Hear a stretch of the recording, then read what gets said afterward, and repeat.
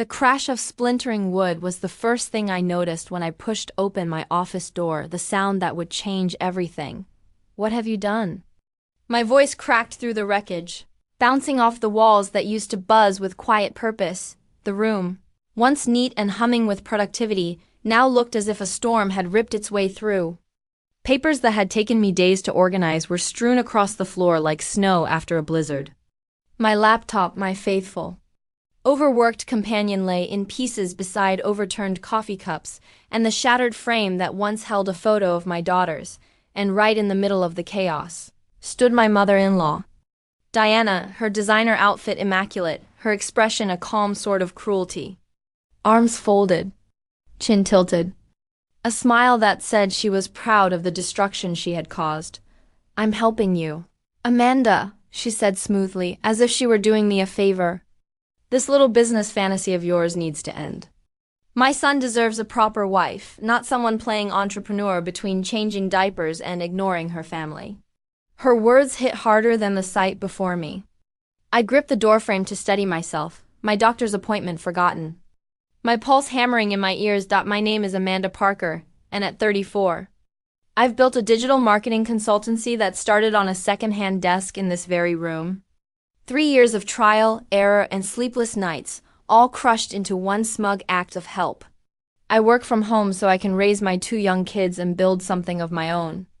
Clients from across the country trust me with their marketing campaigns, and last week, I'd landed the biggest deal of my life, a $4.2 million contract with NextGen Technologies. The signed agreement had been sitting right there on my desk, waiting for legal processing Monday morning. That desk was now in pieces. I stared hard at Diana. "Where are the papers that were on my desk?" "The papers?" she repeated, feigning confusion before smirking. "Oh, those went first straight into the shredder." "Really, Amanda, fake business contracts? That's low. No one would pay that kind of money for your little website project." My knees weakened, ice spreading through my veins. "You shredded them?" My voice was barely a whisper. "Of course," she said, brushing invisible dust from her sleeve. "Michael agrees with me. You've become obsessed with this career thing and are neglecting what matters. He's tired of take-out dinners and cold leftovers because his wife is glued to her computer day and night." Michael. My husband. The same man who'd given his mother a key to our house for emergencies. The same man whose pride had started to bruise the moment my income surpassed his. I pulled out my phone, fumbling to call NextGen's CEO. Straight to voicemail. "No answer on a Saturday." The contract had to be submitted by Monday or the deal would vanish to their second choice. My hands shook as I lowered the phone. 3 years of work, gone because one bitter woman decided my success was an inconvenience. Diana slung her handbag over her arm. "I already called Michael. He's on his way home. We both agree it's time for you to focus on what really matters. The kids need their mother, not some woman pretending to be working while letting the family slip away." I said nothing. I watched her strut away, heels clicking across hardwood floors my business had paid for, but Diana had made one critical error, last night, after she'd scoffed that my contract wasn't real. I'd taken photos of every signed page and emailed them to myself and to my business partner, Sarah, a habit I'd picked up after the coffee incident last month, when Diana had spilled cappuccino all over a client proposal and called it an accident. I eased into the only chair left standing and stared at the shredded mess. My pulse began to slow. Chaos had always been my testing ground. If my business taught me one thing, it's how to pivot in disaster. My phone buzzed. A text from Michael. Mom told me what she found. "We need to talk about your priorities. My priorities. Like building a company from scratch? Like securing our daughter's future? Like proving to them that being a mother and a businesswoman aren't opposites?" I breathed deeply and looked around my destroyed office. Diana thought she'd crushed my life's work. All she'd actually done was hand me the clearest reason yet to stop allowing her inside mine. Outside, I heard the familiar rumble of our car in the driveway. Voices, Michael's low tone, her shrill, triumphant one drifted closer. Not this time. I opened my backup laptop, the one I kept locked in my bedroom closet precisely for emergencies like this, and pulled up the email folder with my photo evidence. Within minutes, I had composed a detailed message to NextGen's CEO, explaining the situation, attaching every photographed page, and apologizing for the possible delay.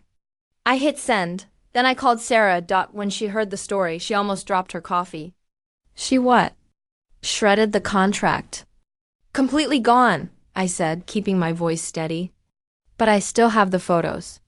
I need you to send every backup copy of invoices, proposals, anything proving we're a legitimate business. I'm already on it, she said after a flurry of keyboard clicks. And Amanda, this is the last straw. You can't keep letting her sabotage you. I know.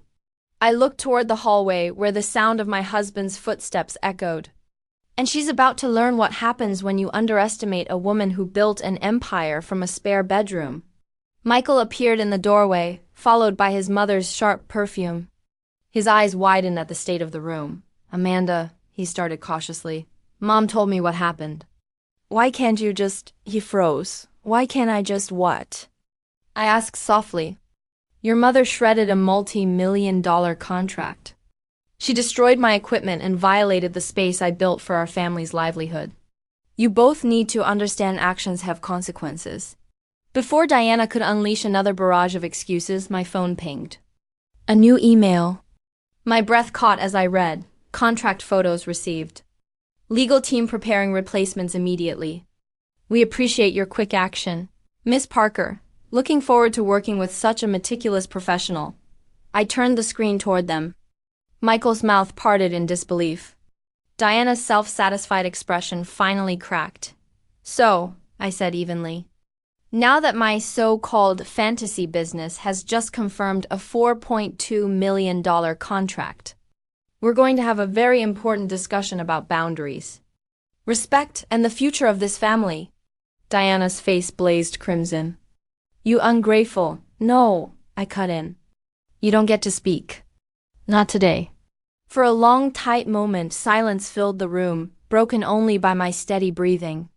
Then I opened my backup files again, rotated the laptop so they could both see. Let's talk numbers, I said. My voice smooth and certain dot charts appeared on the screen spreadsheets listing revenue growth, tax filings, investment accounts. This little hobby of mine paid the girls' private school tuition, replaced our roof, and funny enough bought you that handbag you're holding, Diana. She stiffened. That's impossible.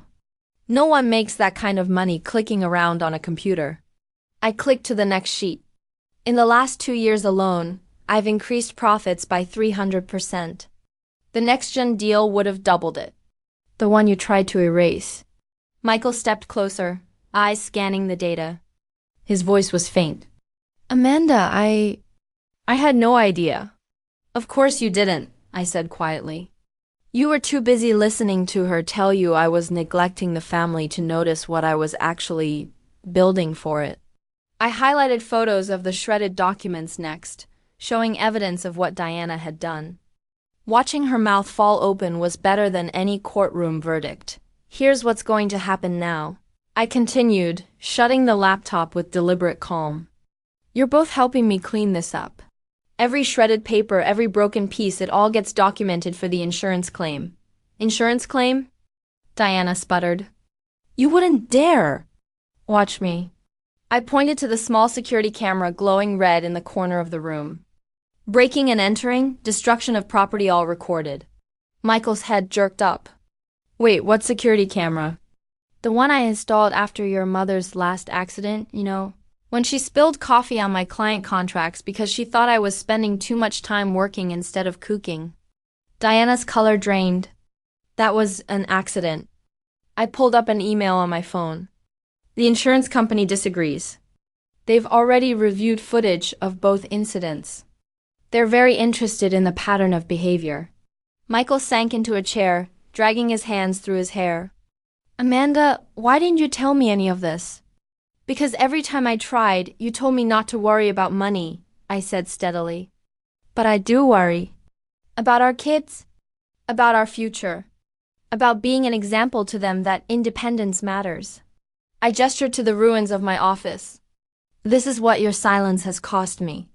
And it's the last time I'll tolerate it. The air went still. What do you mean? He asked, his voice small now, almost afraid. I met his eyes, unshaken. First, your mother's keys are revoked. Effective immediately. No more drop-ins. No more helping around the house. No more touching anything that belongs to me.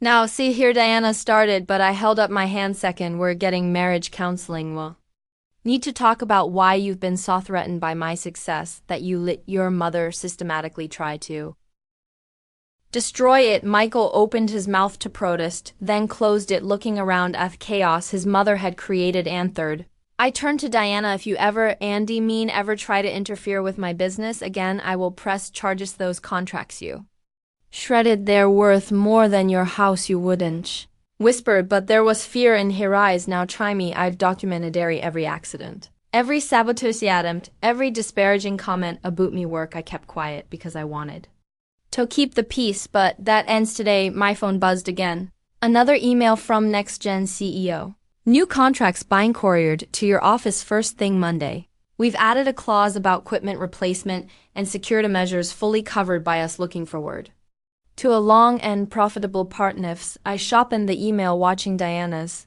last bits of superiority crumble. You see, I said, picking up a piece of my shattered laptop. You thought you were teaching me a lesson about being a proper wife. Instead, you taught me something far more valuable, that I've been too tolerant of toxic behavior in the name of family harmony. Michael stood up, finally seeming to find his voice. Mom, I think you should leave. Dean's head snapped toward him. Michael, you can't be serious. I was only trying to help. Health gestured at the destruction. You broke into our house and destroyed my wife's office. How was that helping? But she's neglecting you, the children. No, interrupted. I'm showing our children, especially our daughters, that women can be successful on their own terms. I'm teaching them about financial independence, about not letting anyone dictate their worth. I started picking up scattered papers, my voice firm. You can either help clean up your mess or you can leave. But either way, things changed. Diana looked between us, perhaps realizing for the first time that her control was slipping. Without another word, she turned and walked out, her heels clicking rapidly down the hallway. Michael watched her go, then turned to me. I'm sorry, he said quietly. I should have seen what was happening. Yes, you should have. Agreed, handing him a garbage bag. But right now, I need you to help me salvage what we can. We can talk about everything else later. As we worked toward a store order to my office, I couldn't help but smile slightly. Diana thought she destroyed my business, but instead she freed me from years of subtle manipulation and endearment. Sometimes it takes losing everything to realize what you're truly capable of. Standing up for my phone pinged with another message. Sarah sending over the backup files we need for Monday. The next contract was safe. Me business was stronger than ever, and for the first time in years I felt completely in control of my own path. Diana had tried to force me into her narrow view of what a wife and mother's hold be. Instead, she'd helped me become something even better, a woman who knew her worth and wasn't afraid to defend it. 6 months after Diana's officey destruction, I sat in my newly renovated home office, admiring the sleek design and upgraded security system. The next-gen contract had been even more useful than anticipated, leading to referrals that doubled my client base. My phone buzzed with a text from Diana. Thecked's resale is tonight. I expect front row seats. Will be safe for their grandmother. I smiled, remembering our last family gathering where she'd learned about boundaries the hard way. After the office incident, she tried showing up unannounced several times, only to find herself locked out by our new security system. Each attempt was documented, each tantrum record recorded, all seats area signed. I texted back, your ticket is in middle section row C. The response was immediate. This is unacceptable. I'm their grandmother, and I'm their mother's seating arrangement stands. I set my phone aside and turned back to my work. Latest project, a major to company's digital transformation strand, needed my full attention. My team of 15 employees, all working remotely, was waiting for my input. Michael knocked on my office door carrying a cup of coffee. Since the incident, he become my biggest supporter, attending therapy sessions and finally establishing healthy boundaries with his mother. Diana's blowing up my phone. A booth resale seats, he said, setting down the coffee. I know, I replied. She either accept her assigned seat or watch the video recording.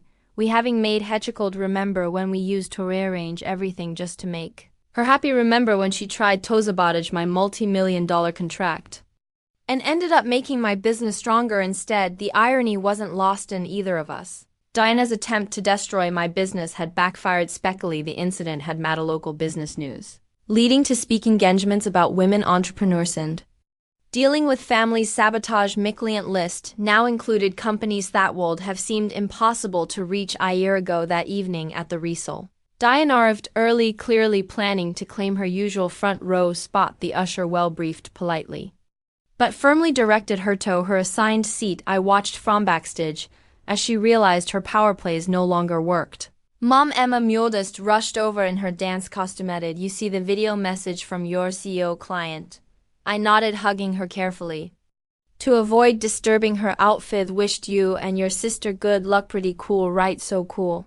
Jenny says her mom read about you in Business Weekly. She says you're her role model now." My youngest Sarah joined us, adjusting her veil strings. "Grandma looks mad about her seat," she observed. "Grandma's learning that actions have consequences," I replied, just like we talked about after their call. Diana made her way toward us but stopped short when she saw the group of businesswomen I was chatting with. CEOs and founders who had become mentors and friends since the office incident. Amanda's story really inspired our women's leadership initiative. One was saying the way she handled that family sabotage situation showed incredible strategic thinking. Diana hovered on the periphery, finally experiencing what it felt like to be an outsider. Michael joined us, proudly introducing himself as husband of the CEO. Later that night, after the girls were in bed, I received an unexpected email from Diana. "I saw the magazine article about your company's growth. Perhaps I was wrong about some things. Would you consider meeting for coffee next week?" I showed the email to Michael. "What do you think?" "I think she's finally realizing she can either adapt to the new normal or keep losing ground," replied. "Your success is impossible to ignore now."